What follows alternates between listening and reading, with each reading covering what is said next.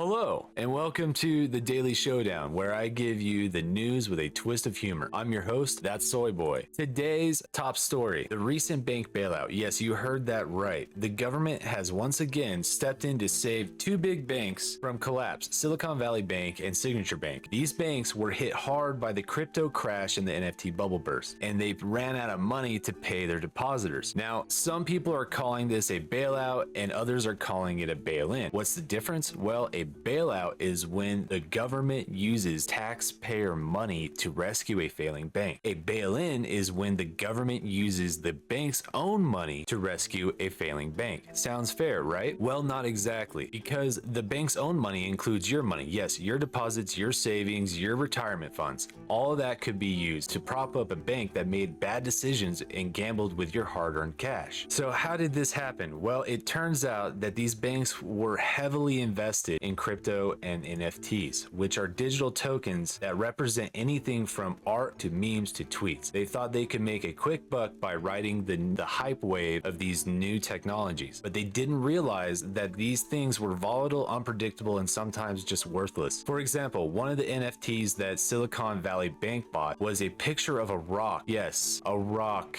a plain ordinary rock. They paid 1.3 million for it, and now it's worth less than a pebble. And Signature Bank was no better. They bought an NFT of a tweet by Elon Musk. The tweet said, "I love dogs." They paid 2.9 million for it, and now it's worth less than a Dogecoin.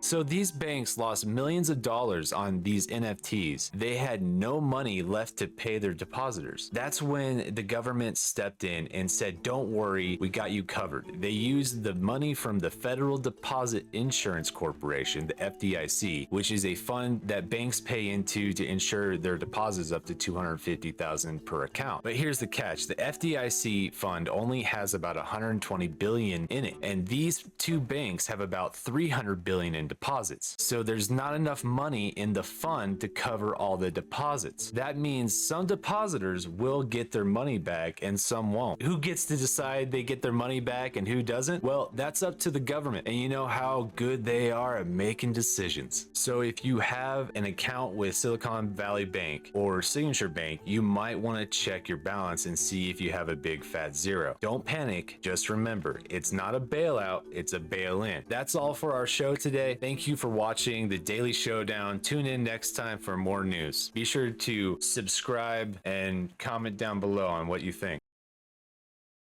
I ran out of money because I suck at reading.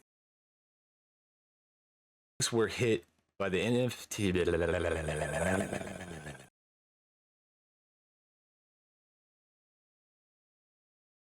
Read the lines, read the lines. You made the lines, read the lines.